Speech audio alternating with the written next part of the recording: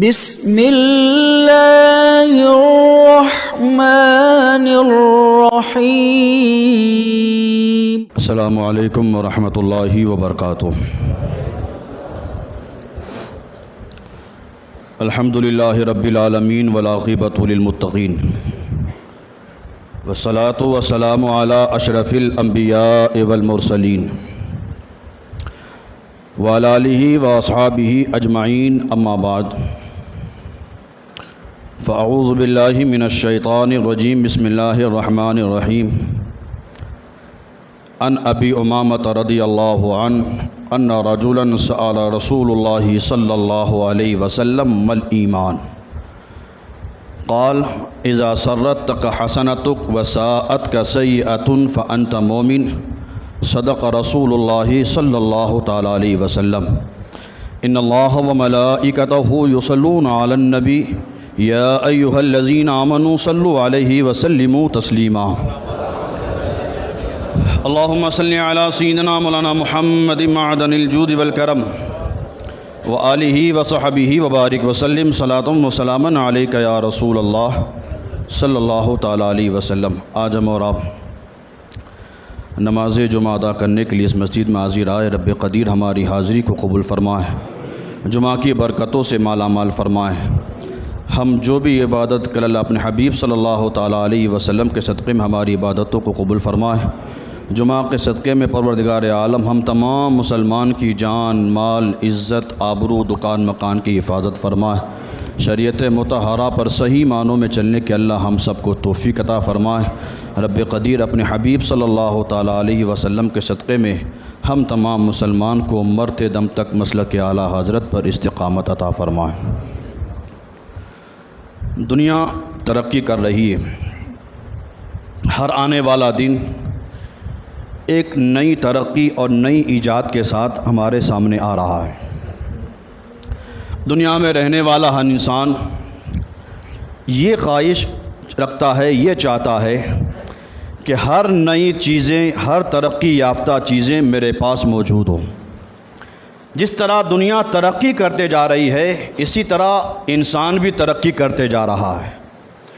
انسان اسی ترقی کے ماحول میں اتنا آگے بڑھ جاتا ہے کہ پھر ترقی کی گامزن پر، ترقی کے کام کاج میں انسان اتنا ملوث ہو جاتا ہے کہ انسان پھر یہ نہیں دیکھتا کہ میرے لیے کون سی چیز گناہ ہے اور کون سی چیز میرے لیے ثواب ہے۔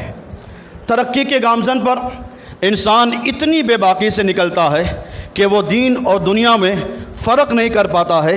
دین کو بھی وہی سمجھتا ہے، دنیا بھی وہی سمجھتا ہے۔ صاحبو یاد رکھنا، دنیا چاہے جتنی بھی ترقی کر جائے، تم ساری ترقی کو اوپر پہنچ جانا، لیکن دین وہی 1450 سال والا ہی رکھنا۔ دین تمہارا وہی ہو جو نبی اکرم صلی اللہ تعالیٰ علیہ وسلم نے صحابہ کرام کے ذریعے ہم تک پہنچایا ہے۔ دنیا چاہے جتنی بھی ترقی کر لے، لیکن دین ہمارے لیے وہی قابل قبول ہوگا جو اللہ اور اس کے رسول نے ہمیں بتایا ہے۔ آج میں صرف ایک حدیث اور اس کی تشریح پر میں اپنا بیان کروں گا۔ ان ابی امامۃ رضی اللہ تعالیٰ عنہ، یہ حدیث جو میں سنانے جا رہا ہوں مشکات میں بھی موجود ہے، صحیح ابن حبان میں بھی موجود ہے، مسند امام احمد میں بھی موجود ہے۔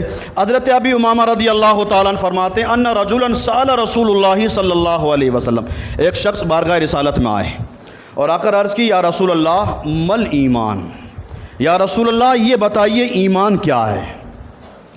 آنے والے انسان نے ڈائریکٹ سرکار ہی سے پوچھا کہ یا رسول اللہ دین آپ لے کر آئے ہیں، اب آپ ہی بتا دیجئے ایمان ہے کیا۔ اب یہ حدیث سنا رہا ہوں۔ وہ شخص نے عرض کیا رسول اللہ ایمان کیا ہے؟ سنو، سرکار صلی اللہ تعالیٰ علیہ وسلم نے ارشاد فرمایا، اذا سرتک حسنتک، اے آنے والے اگر تو ایمان کے بارے میں پوچھتا ہے تو سن لے، نیکی کر کے تیرے دل کو سکون ملے۔ اذا سرتک حسنتک، اگر نیکی کر کے تیرے دل کو سکون ملے، وساءتک سیئتک، اور گناہ کر کے تیرا دل بے چین ہو جائے۔ ایمان کی نشانی سرکار بتا رہے ہیں۔ ایمان کسے کہا جاتا ہے؟ سرکار فرماتے ہیں نیکی کر کے تیرا دل خوش ہو اور گناہ کر کے تیرا دل بے چین ہو جائے، مضطرب ہو جائے، پریشان ہو جائے، فَأَنْتَ مُؤْمِن، اگر یہ کیفیت پیدا ہو گئی تو پکا مومن ہے۔ اگر یہ کیفیت ہے تیرے اندر کہ نیکی کر کے تیرا دل خوش ہوتا ہے، نیکی کر کے تیرا دل خوش ہو جاتا ہے، اور گناہ کرنے کے بعد دل بے چین ہو جاتا ہے، ابھی اتنا احساس باقی ہے، تو فأنت مومن۔ دنیا کچھ بھی کہے، سرکار کا فتویٰ یہ ہے کہ تو مومن ہے۔ اگر یہ خصلت تیرے اندر موجود ہے، یہ بات تیرے دل کے اندر موجود ہے کہ اگر نیکی کے بعد دل مطمئن ہو جائے، خوش ہو جائے، گناہ کے بعد دل بے چین ہو جائے، فأنت مومن، تو مومن ہے۔ وہ آنے والے جو آئے تھے وہ بڑے دماغ والے تھے، انہوں نے عرض کی قال فما الاسم یا رسول اللہ۔ یہ ایمان کی ڈیفینیشن بتانے کے بعد، سننے کے بعد، وہ آنے والے نے عرض کیا یا رسول اللہ یہ بتائیے گناہ کیا ہے؟ گناہ کیا ہے؟ کسے ہم گناہ سمجھیں؟ گناہ کی ڈیفینیشن کیا ہے؟ گناہ کسے کہا جاتا ہے؟ آقا کریم صلی اللہ تعالیٰ علیہ وسلم نے ارشاد فرمایا اذا حاب فی نفسک شیء فدع، سرکار فرماتے ہیں جس کام کے کرنے میں تیرے دل کے اندر شک پیدا ہو اسے چھوڑ دے، یہی گناہ ہے۔ جو کام کرنے سے پہلے دل مضطرب ہونے لگے، دل کے اندر شک آنے لگے، ہاں یاد رکھنا اللہ تبارک و تعالیٰ نے ہر انسان کے پاس ایک مفتی رکھا ہے، ہر انسان کے پاس ایک مفتی ہے، اور وہ مفتی کا نام کیا ہے؟ دل۔ یہ دل جو ہے، آپ غور کیجئے گا، ضروری نہیں کہ یہ دل صرف مولانا کے پاس ہی ہوتا ہے، عام انسان کے پاس بھی ہوتا ہے۔ کبھی غور کیجئے گا کہ جب ہم نیکی کا کام کرتے ہیں دل خوش ہوتا ہے، اندر سے آواز آتی کہ ہاں یہ میں نے اچھا کام کیا ہے۔ کوئی بھی بندہ ہو، کہیں بھی رہتا ہو، لیکن اللہ نے ہر ایک کے دل میں ایک مفتی بٹھا کے رکھا ہے، اور یہ مفتی فوراً جواب دیتا ہے ہاں یہ کام جو تو نے کیا ہے یہ اچھا کام ہے۔ جب بندہ اچھا کام کرتا ہے دل خوش ہو جاتا ہے، اور پھر جب بندہ گناہ کا کام کرتا ہے، چاہے پھر وہ کوئی بھی ہو، روزانہ شراب پینے والا کیوں نہ ہو، روزانہ زنا کرنے والا کیوں نہ ہو، کیسا بھی گناہ کرنے والا ہو، دل 24 کلاک میں ایک مرتبہ تو دھڑکتا ہے، ایک مرتبہ تو کہتا ہے کہ ہاں یہ گناہ ہے، اسے چھوڑ دینا چاہیے۔ اب سرکار فرماتے ہیں گناہ جس چیز کے بارے میں دل کے اندر شک پیدا ہو، تیرے دل میں تردد پیدا ہو، تیرے دل کے اندر بے چینی پیدا ہو، سمجھ جانا یہ گناہ ہے۔ اور جب یہ گناہ ہو جائے تو سرکار نے فرمایا گناہ کو چھوڑ دینا، نیکیوں کو اختیار کرنا۔ جب انسان گناہ کو چھوڑ دیتا ہے، نیکیوں کو اختیار کرتا ہے، تو فأنت مومن، تو اب تو پکا مومن ہو جاتا ہے۔ یہ مومن کی ڈیفینیشن سمجھانے کے بعد پہلی بات سرکار نے ارشاد فرمائی اذا سرت کا حسنتک، جب نیکی تجھے خوش کرے، جب نیکی تجھے خوش کرے۔ آج کے اس ترقی یافتہ دور میں ہم نیکی کرتے ہی نہیں ہیں تو پھر دل خوش ہوگا کیسے؟ ہم نیکیوں کے قریب ہی نہیں ہیں۔ یاد رکھنا ہر چیز کی ایک نہ ایک غذا ہے، ہر چیز کی ایک نہ ایک غذا ہے۔ دل کی غذا اللہ کا ذکر ہے، اس دل کی غذا اللہ کا ذکر ہے۔ آج ہم نیکیوں سے اتنے دور، آج ہمیں ساری چیزیں اس طرح مہیا ہو چکی ہے، ہم بس یہ سمجھتے ہیں شب برات میں ہم نے 2 رکعت پڑھ لی، 80 سال کے گناہ معاف ہو گئے۔ شب قدر میں ہم نے یہ عبادت کر لی، ہمارے 150 سال کی عمر ہوگی تو 150 سال کے گناہ ہمارے معاف ہو جائیں گے۔ اگر یہ 80 سال کے 150 سال کے گناہ اگر ایسے ہی معاف ہو جاتے تو پھر ہمیں 5 وقتہ نماز پڑھانے کی ضرورت کیا تھی؟ شب برات میں 2 رکعت پڑھاتے 80 سال کے گناہ معاف کروا لیتے۔ ہم نے اس کو رواج بنا لیا، صرف ہم نے یہ سمجھ لیا۔ آج ہم نیکیوں سے اتنے دور، گناہ تو ہم کر رہے ہیں لیکن نیکیوں سے ہم دور ہوتے جا رہے ہیں۔ وہ صحابہ کرام کی زندگی میں دیکھیں کہ وہ صحابہ کرام نیکیوں سے کتنی محبت کرتے تھے، بس ہمیشہ یہ چاہتے تھے ہم وہ کام کریں جس سے اللہ راضی ہو جائے، ہم وہ کام کریں جس سے اللہ کا حبیب ہم سے راضی ہو جائے۔ یہاں تک کہ افضل البشر بعد الانبیاء حضرت سیدنا ابو بکر صدیق رضی اللہ تعالیٰ عنہ معمولی انسان نہیں، امیر ترین انسان کا نام ہے۔ وہ ہیں جو سارے نبیوں کے بعد روئے زمین پر سب سے افضل، یہ وہ ہیں جن کو سرکار نے زمین پر بیٹھے بیٹھے جنت کی بشارت دی۔ وہ حضرت سیدنا ابو بکر صدیق رضی اللہ تعالیٰ عنہ مدینہ منورہ میں چند چھوٹی لڑکیاں ہیں، والد کا بھی انتقال ہو چکا ہے، ماں کا بھی انتقال ہو چکا ہے، ان کا گھر تب چلتا ہے کہ ان کے پاس بکری ہے، لیکن بکری تو ہے، بکری کے اندر سے دودھ کیسے نکالا جائے وہ انہیں معلوم نہیں۔ اور کوئی بڑا اندر موجود بھی نہیں کہ وہ دودھ دو کے نکال دے۔ سیدنا صدیق اکبر روزانہ اس یتیم بچیوں کے گھر پر جاتے، دودھ نکالتے، دودھ نکالنے کے بعد بچیوں کو دودھ دیتے۔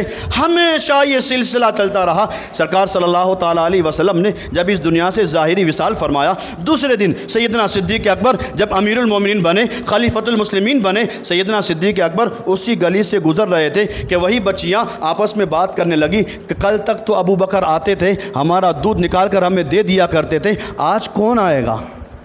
کل تک تو ابو بکر آتے تھے، دودھ نکال کر ہمیں دے دیا کرتے تھے، آج کون آئے گا جو یہ دودھ نکالے گا، یہ دودھ نکال کے ہمیں دے گا، ہم اسے بیچیں گے، کچھ پیسہ آئے گا، اس سے ہمارا پیٹ بھرے گا۔ کل تک ابو بکر نکالا کرتے تھے، آج کون نکالے گا؟ اتنا سننا تھا۔ سیدنا صدیق اکبر اسی دروازے پر پہنچتے ہیں اور بچیوں سے کہتے ہیں، بچیوں تم نے کیسے سوچ لیا کہ ابو بکر آج نہیں آئے گا؟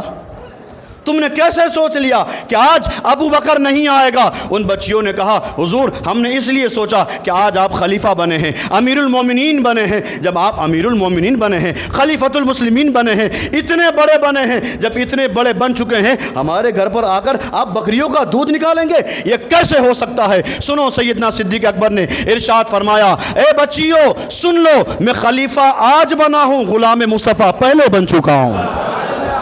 میں خلیفہ آج بنا ہوں، سرکار کا غلام پہلے بن چکا ہوں۔ آج جیسے میں خلیفہ بنا ہوں، یہ مت سوچنا کہ میں تمہاری خدمت نہیں کروں گا۔ سیدنا صدیق اکبر آپ اس دن بھی آتے ہیں، اس کے بعد بھی آتے ہیں، ان بچیوں کو بکریوں کا دودھ نکال کر ان کی خدمت کیا کرتے ہیں۔ یہ کون ہے اتنی بڑی شان کے حامل جن کا تذکرہ اللہ تعالیٰ اپنے کلام میں ارشاد فرماتا ہے؟ اتنی بڑی شان والے کون ہیں؟ سیدنا صدیق اکبر۔ ان لوگوں کے دلوں میں فقط اتنا تھا کہ ہم وہ کام کریں جس سے اللہ اور اس کا حبیب ہم سے راضی ہو جائیں، دنیا والے راضی ہوں یا نہ ہو۔ اور یہ دنیا ہے، آپ یہ سوچیں کہ دنیا کا ہر انسان مجھ سے راضی ہو جائے، یہ ہو ہی نہیں سکتا۔ دنیا کبھی تم سے راضی نہیں ہوگی۔ آج ہماری سب سے بڑی فکر یہ ہوتی ہے کہ یہ بھی مجھے اچھا کہے، یہ بھی مجھے اچھا کہے، یہ بھی مجھے اچھا کہے۔ اگر دنیا کو راضی کرنے جاؤ گے اللہ ناراض ہو جائے گا۔ دنیا کو راضی کرنے جاؤ گے اللہ ناراض ہو جائے گا۔ دنیا کو چھوڑ دو، دنیا راضی ہو یا نہ ہو، ہمیں فقط اتنا چاہیے کہ میرا خدا مجھ سے راضی ہو جائے۔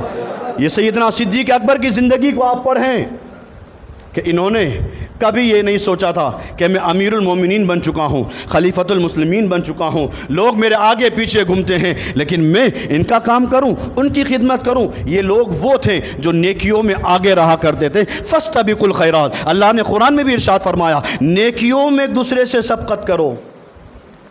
کمپٹیشن کرنا ہے تو نیکیوں میں کرو۔ لیکن آج ہمارا المیہ الٹا ہے، ہم کمپٹیشن تو کرتے ہیں، نیکیوں میں نہیں، کاروبار میں۔ وہ آئی فون 13 چلاتا ہے تو میں آئی فون 14 چلاؤں گا، اگرچہ مجھے قرضے سے لینا پڑے۔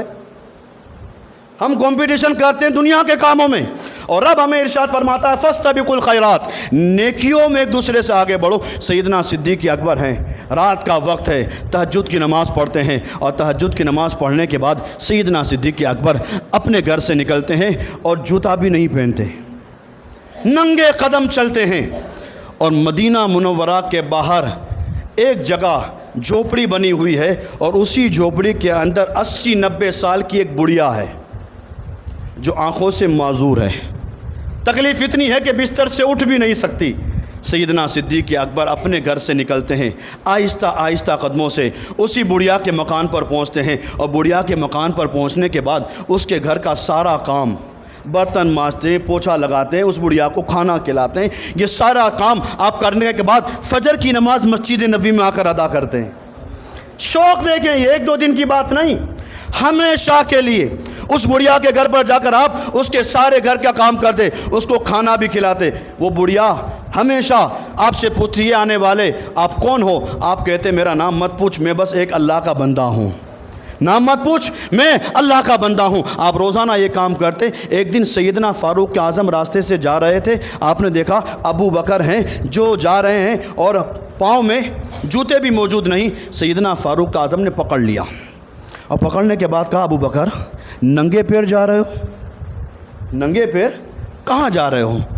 قربان جاؤ، یہ پاک باز لوگ تھے، بڑے لوگوں کی باتیں ہمیشہ بڑی ہوا کرتی۔ سیدنا فاروق اعظم نے پوچھا ابو بکر یہ بتاؤ رات کے سناٹے میں اس وقت تم ننگے پاؤں کدھر جا رہے ہو؟ تم امیر المومنین ہو، تم نے جوتا تک نہیں پہنا۔ کل تک کہ وہ امیر المومنین تھے جو جوتا بھی نہیں پہنتے تھے۔ فاروق اعظم نے جیسے پوچھا ابو بکر یہ بتاؤ تم نے جوتا کیوں نہیں پہنا ہے؟ تو سیدنا صدیق اکبر نے ارشاد فرمایا عمر میرا جوتا جو ہے وہ لکڑے کا ہے، میری جوتیاں لکڑے کی ہے۔ رات کے سناٹے میں جب میں اسے پہن کر باہر آتا ہوں تو لکڑا ہونے کی وجہ سے کھٹ کھٹ کی آواز آتی ہے۔ اس کھٹ کھٹ سے اگر کسی مسلمان کو تکلیف ہو ابو بکر اسے گوارا نہیں کرتا۔ کیسے پاک باز لوگ تھے وہ کہ اگر جوتے کی آواز آئے جوتا چھوڑ دیتے تھے۔ آج ہم کیسے مسلمان ہیں، رات بھر ڈی جے بجاتے ہیں، مسلمانوں کو تکلیف دیتے ہیں، ذرہ برابر ہمیں احساس تک نہیں ہوتا۔ ہم رات بھر کھانے کی محفلیں سجاتے ہیں، رات بھر ادھم مچاتے ہیں، پڑوس میں ایک ضعیف انسان سو رہا ہوتا ہے ہمیں اس کی پرواہ نہیں۔ کیسے ہمارے ایمان، اور کل تک کہ ان کے ایمان تھے۔ سیدنا صدیق اکبر نے کہا میرے جوتے کی آواز سے اگر کسی مسلمان کو تکلیف ہو، ابو بکر نے جوتا پہننا ہی چھوڑ دیا۔ کیا شان تھی، اللہ اکبر۔ سیدنا فاروق اعظم نے پوچھا ابو بکر یہ تو بتاؤ جا کہاں رہے ہو؟ یہ ہے فاستبقوا الخیرات، نیکیوں میں ایک دوسرے سے آگے بڑھو۔ فاروق اعظم نے پوچھا ابو بکر یہ تو بتاؤ رات کے اتنے سناٹے میں تم کہاں جا رہے ہو؟ سیدنا صدیق اکبر نے کہا عمر مت پوچھو، میں بس اللہ کو راضی کرنے جا رہا ہوں۔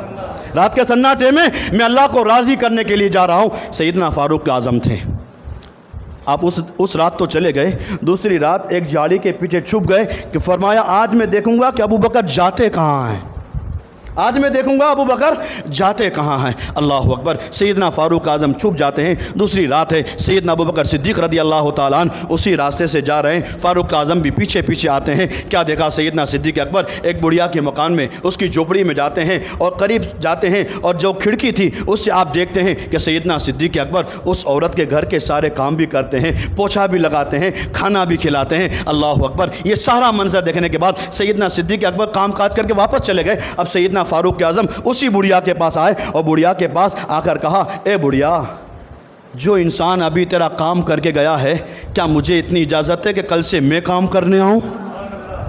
کیسے لوگ تھے، یہ کون کہہ رہا ہے؟ سیدنا فاروق اعظم۔ اے بڑھیا کیا اتنی اجازت ہے کہ میں تیرے گھر کا کام میں خود کرنے آؤں؟ کون؟ یہ عمر۔ کون ہے عمر؟ سرکار نے فرمایا لو کان بعدی نبیا لکان عمر بن الخطاب۔ اے لوگوں سن لو، اگر میرے بعد نبی آنا ممکن ہوتا تو عمر بن خطاب ہوتے۔ اتنی بڑی شان والے سیدنا فاروق اعظم اس بڑھیا کے پاس جا کر کہتے ہیں بڑھیا کیا اتنی اجازت ہے کہ تیرا کام کرنے کے لیے میں آ جاؤں؟ اس بڑھیا نے پوچھا اے آنے والے تو ہے کون؟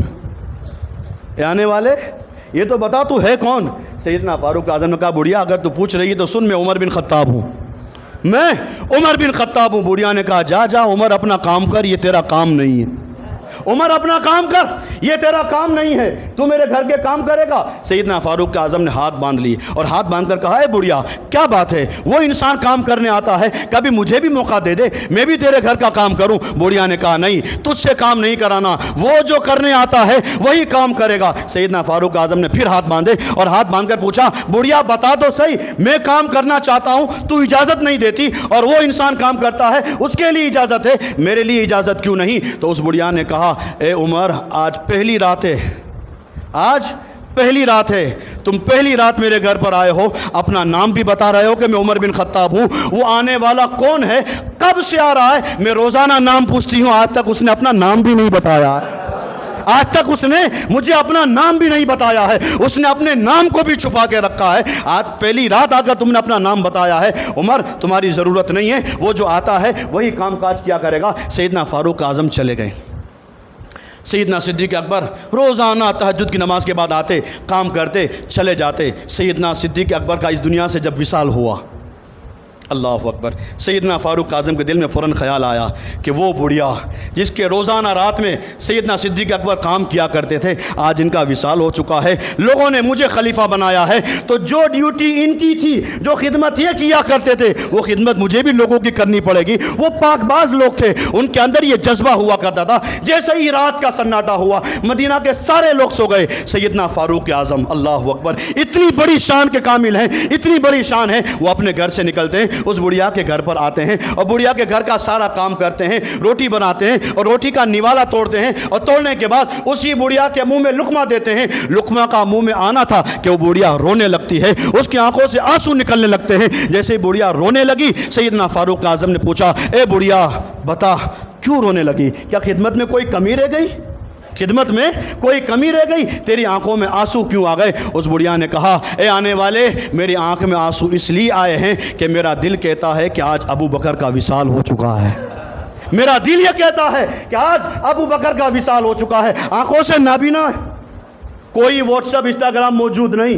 वो बुढ़िया कहती है, आने वाले, अगर तू मुझसे पूछ रहा कि मैं क्यों रो रही हूँ तो सुन ले, मेरा दिल ये कहता है कि आज अबू बकर का विसाल हो गया है। सैयदना फारूक आज़म ने उसी बुढ़िया से पूछा, ए बुढ़िया ये तो बता, तू आंखों से नाबीना है, तू घर के बाहर आ भी नहीं सकती है, पाँव से भी माजूर है, तुझे कैसे मालूम हुआ कि अबू बकर का विसाल हुआ है? उस बुढ़िया ने कहा, ए आने वाले सुन, कल तक अबू बकर आते थे, रोटी बनाते थे, रोटी को नरम करते थे, फिर अपने मुंह में चबाते थे। रोटी जब बिल्कुल नरम हो जाती थी तब अबू बकर वही लुकमा मेरे मुंह में डालते थे, इसलिए कि अबू बकर को मालूम था मेरे मुंह में दांत नहीं है। आज तुम आए हो, तुमने रोटी को नरम नहीं किया है, रोटी को चबाया नहीं है, ऐसे ही रोटी मेरे मुंह में डाल दी। मेरे दिल से बात आई कि आज रोटी खिलाने वाला अबू बकर नहीं कोई और आया है।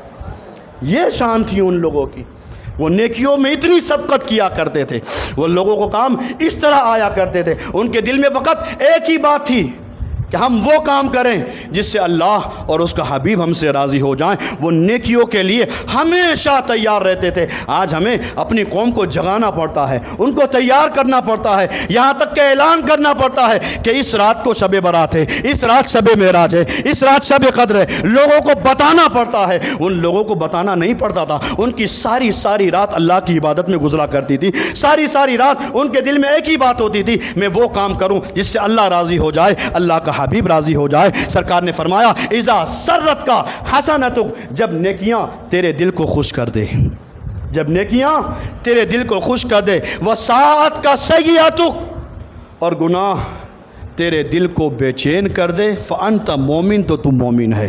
एक टुकड़ा तो आपने सुन लिया, इज़ा हसनत का सय्यत, इज़ा सर्रत का हसनतुक, जब नेकियां तुझे खुश कर दे। अब आइए दूसरे जुमले पर, वसाअत का सय्यतुक, और जब गुनाह तुझे बेचैन कर दे। गुनाह इंसान के दिल में एक मर्तबा तो आवाज़ देता है कि ये काम गुनाह का है, छोड़ दे। हर इंसान को मालूम है, यहाँ तक कि सुन लीजिए, मैं मसला सुनाने जा रहा हूँ। कोई गुनाह अगर इंसान को मालूम हो कि ये गुनाह है, जिसको मालूम हो कि ये काम गुनाह है, फिर भी खुश होकर वो गुनाह का काम करता है, तो वो काफिरों के ज़ुमरों में आ जाता है। एक तो बात मालूम है कि गुनाह, और गुनाह पर खुश होने वाला, सरकार की हदीस है इस बात पर कि गुनाह पर खुश होने वाला दायरे इस्लाम से खारिज हो जाता है। आज हमें मालूम होता है कि ये काम गुनाह है, शराब पीना गुनाह है, माँ बाप को सताना गुनाह है, नमाज़ों को छोड़ देना गुनाह है, भाइयों को सताना गुनाह है, पड़ोसियों के हुकूक को अदा न करना ये गुनाह है। ये सारे वो गुनाह हैं जिसके बारे में हम जानते होते हैं, फिर भी गुनाहों की तरफ लपक जाते हैं। कल के वो पाकबाज लोग थे, हज़रत अब्दुल्ला बिन मुबारक रज़ी अल्लाह तआला अन्हु एक रास्ते से जा रहे थे। आपने देखा एक नौजवान है, ज़ारो क़तार रो रहा है। हज़रत अब्दुल्ला बिन मुबारक उस बच्चे के करीब जाते हैं और करीब जाने के बाद उससे पूछते हैं, ए बच्चे ये तो बता तू रो क्यों रहा है, रोने की वजह क्या है? उस बच्चे ने कहा, हज़रत अगर आप मुझसे पूछ रहे हैं कि मैं रोता क्यों हूँ तो सुन लीजिए, ज़िंदगी में एक ही मरतबा मुझसे गुनाह हुआ और इसी जगह पर हुआ। ज़िंदगी में एक ही मरतबा गुनाह हुआ और इसी जगह हुआ। जब जब इस जगह आता हूँ दिल धड़कने लगता है और मैं रोने लगता हूँ। रोता इसलिए हूँ कि मैं चाहता हूँ अल्लाह मेरे आंसुओं के सदक़े में मेरे गुनाह को माफ़ कर दे। वो लोग थे, एक गुनाह होता था लेकिन जब भी उस रास्ते पर जाते थे रोया करते थे। आज हम दिन में कितने गुनाह करते हैं, गुनाह करते हैं। गुनाह होता क्यों है, क्यों हमसे गुनाह हो जाता है? इसलिए होता है कि हम गुनाह को बहुत हल्के में लेते हैं। हम गुनाह को बहुत ही हल्के में लेते हैं। गुनाह ही तो है, छोटा ही तो गुनाह है, ये छोटा ही तो काम है। याद रखो, जिस बात से अल्लाह नाराज़ हो वो सबसे बड़ा गुनाह है। جس سے اللہ ناراض ہو وہ سب سے بڑا گناہ ہے. پھر ہم کون ہوتے ہیں اس سے چھوٹا گناہ کہیں, اس سے بڑا گناہ کہیں جس سے اللہ ناراض ہو جائیں؟ اور گناہ جتنے ہیں سب سے اللہ ناراض ہوتا ہے. حضرت داموس یہ کون ہے؟ بنی اسرائیل کے بہت بڑے عالم کا نام ہے, ہمیشہ اللہ کی عبادت. حضرت داموس پہاڑ کی چوٹیوں پر اللہ کی عبادت کرتے. ایک مرتبہ اپنے گھر سے جھپڑی سے باہر آئے, چاروں طرف نگاہ دوڑائی, اور نگاہ دوڑانے کے بعد حضرت داموس نے صرف من ہی میں, دل ہی میں یہ بات رکھی, کاش کتنا اچھا ہوتا کہ اس پہاڑیوں کے اوپر سبزہ ہوتا, درخت ہوتے, اچھی اچھی ہوائیں چلتی, چاروں طرف دریا ہوتے. حضرت داموس نے کہا کچھ نہیں, فقط دل کے اندر یہ خیال ہے کتنا ہی اچھا ہوتا, پہاڑ پر درخت ہوتے, ٹھنڈی ہوائیں ہوتی, چاروں طرف پھل ہوتے, دریا کا پانی ہوتا. حضرت داموس ابھی دل میں سوچ ہی رہے تھے, بڑے لوگ ہوتے ہیں تو ان کی پکڑ بھی جلدی ہوتی ہے, بڑے لوگوں کی پکڑ بھی جلدی ہوتی ہے. حضرت داموس نے ابھی دل میں اتنا سوچا تھا, اللہ کی طرف سے القاء ہوا ان کے دل پر, داموس تم نے آداب بندگی چھوڑ کر ہمارے مشیر بن گئے, بندگی کو چھوڑ کر ہمیں مشورہ دو گے تم کہ کون سی چیز اچھی ہے کون سی چیز بری ہے. اب ہماری بنائی ہوئی چیز میں تمہیں نقص نظر آتا ہے, تمہیں کمیاں نظر آتی ہے, تم نے بندگی کو چھوڑ دیا اور ہمیں مشورے دے رہے ہو. اللہ اکبر. آج ہم بھی تو کہتے ہوتے ہیں کہ آج ٹھنڈی کتنی ہے, آج گرمی کتنی ہے. ٹھنڈی کس کی طرف سے ہے, گرمی کس کی طرف سے ہے؟ ہم کس کی بنائی ہوئی چیز پر شک کر رہے ہیں, کس پر نقص نکال رہے ہیں؟ حضرت داموس نے کہا کچھ نہیں تھا, صرف دل میں سوچا تھا, دل میں سوچنا تھا. اللہ کی طرف سے القاء ہوا, تم نے آداب بندگی چھوڑ دیا, ہمارے مشیر بن گئے, ہمیں مشورہ دو گے, ہمارے کام میں نقص نکالو گے. اللہ اکبر. حضرت داموس کے دل میں جیسے یہ بات القاء ہوئی, رونے لگے, توبہ و استغفار کرنے لگے. کئی دن تک روتے رہے, استغفار کرتے رہے. کئی دن کا عرصہ گزرا. ایک دن حضرت داموس نے اللہ کی بارگاہ میں عرض کیا, اے اللہ, جب تک واضح طور پر, جب تک کھلا مجھے معلوم نہیں ہو جائے گا کہ تو نے میری اس بات پر مجھے معاف کر دیا ہے, تب تک کھانا بھی نہیں کھاؤں گا, پانی بھی نہیں پیوں گا. کبھی ہم نے بھی چھوڑا, کبھی ہم بھی اتنے پریشان ہوئے. اللہ اکبر. حضرت داموس رب کی بارگاہ میں عرض کرتے, مالک نہ کھانا کھاؤں گا نہ پانی پیوں گا. کئی دن کا عرصہ گزرا.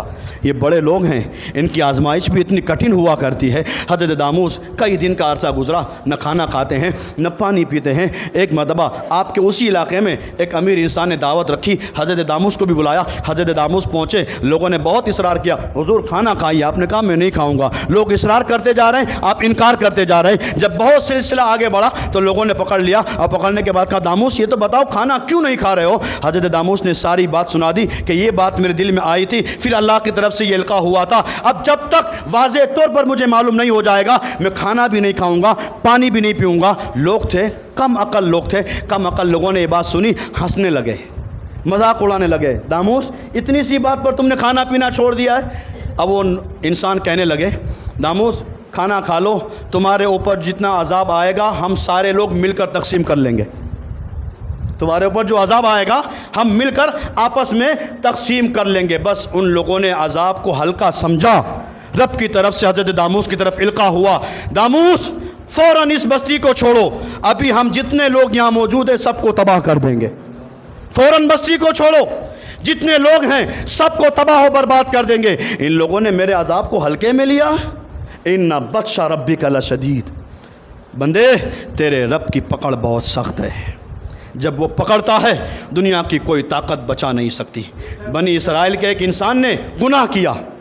آج ہم یہ سوچتے ہیں مولانا ہم گناہ کرتے ہیں, لیکن ہمارے پاس بینک بیلنس دیکھو کتنا ہے, مکان دیکھو کتنا عالیشان ہے, گھر دیکھو ہمارا, ساری چیزیں دیکھو, ہمارے پاس ساری چیزیں موجود ہیں, ہمارے پاس کمی کیا ہے؟ اگر ہم نافرمان ہوتے اللہ یہ چیزیں ہم سے لے لیتا. سنو, بنی اسرائیل کا ایک آدمی بہت لگاتار عبادت کرتا تھا. ایک دن اس سے گناہ ہوا. گناہ ہونے کے بعد نعمتیں اور بڑھ گئی, گناہ ہونے کے بعد نعمتیں اور بڑھ گئی. اب اسی بندے نے اللہ کی بارگاہ میں عرض کیا, مالک میں نے گناہ سے پہلے بھی جتنی بار تیرے کو یاد کیا, جتنی بار تجھے یاد کیا, نعمتیں میرے پاس کم تھی, لیکن گناہ کے بعد دیکھ رہا ہوں کہ میرے پاس نعمتیں زیادہ ہے. مالک گناہ کے بعد تو راضی ہوتا ہے یا ناراض ہو جاتا ہے؟ رب کی طرف سے آواز آئی, بندے نعمتیں تو تیرے پاس سب کچھ ہے, یہ بتا جب سے تو نے یہ کام شروع کیا ہے, یہ گناہ کا کام جب سے تو نے شروع کیا ہے, اس دن سے لے کر آج تک میں نے تجھے دعا کی توفیق دی؟ سوچ لے، نعمتیں تو دی، کھانا پانی تو دیا، لیکن یہ بھی سوچ کہ اتنے ٹائم میں نے تجھے دعا کی توفیق دی۔ صاحبو یاد رکھنا، اللہ جب ناراض ہوتا ہے اناج نہیں چھینتا ہے، اللہ جب ناراض ہوتا ہے بینک بیلنس نہیں چھینتا ہے، ہاں اللہ جب ناراض ہو جاتا ہے سجدوں کی توفیق چھین لیتا ہے، دعا کرنے کی توفیقیں چھین لیتا ہے۔ ہم پریشان ہو جاتے ہیں لیکن ہمارے ہاتھ اٹھتے نہیں، مصیبتوں میں گرفتار ہو جاتے ہیں لیکن مسجد ہم آ نہیں سکتے، کیوں؟ اللہ ہم سے یہ توفیق کو چھین لیتا ہے۔ وساعت کا سیئۃ، جب گناہ تیرے دل کو بے چین کر دے۔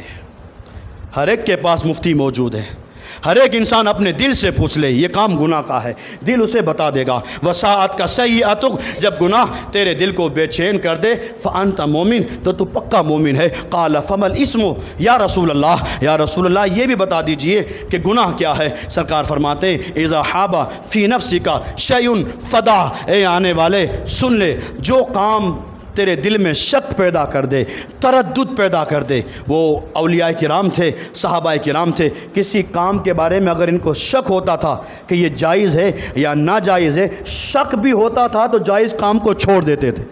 شک والی چیز کو بھی آج ہمیں معلوم ہوتا ہے کہ یہ حرام ہے، ہمیں معلوم ہوتا ہے کہ یہ چیز حرام ہے، اس کے باوجود بھی ہم کھا لیتے ہیں۔ سرکار فرماتے ہیں اذا حاب فی نفسک شیء فدع، جس کام کے بارے میں تیرے دل میں تردد پیدا ہو جائے، شک پیدا ہو جائے، اس کو چھوڑ دے، یہی گناہ ہے۔ سرکار صلی اللہ تعالیٰ علیہ وسلم کی اس حدیث کے دائرے میں ہم اپنے آپ کو کھڑا کریں اور اس حدیث کی کسوٹی پر اپنے آپ کو تولے کہ کیا ہم مومن ہیں یا مومن کے زمرے سے نکل گئے ہیں۔ اللہ تعالیٰ مجھے کہی ہوئی باتوں پر مجھے اور آپ تمام حضرات کو عمل کرنے کی توفیق عطا فرمائے۔ وآخر دعوانا ان الحمد للہ رب العالمین۔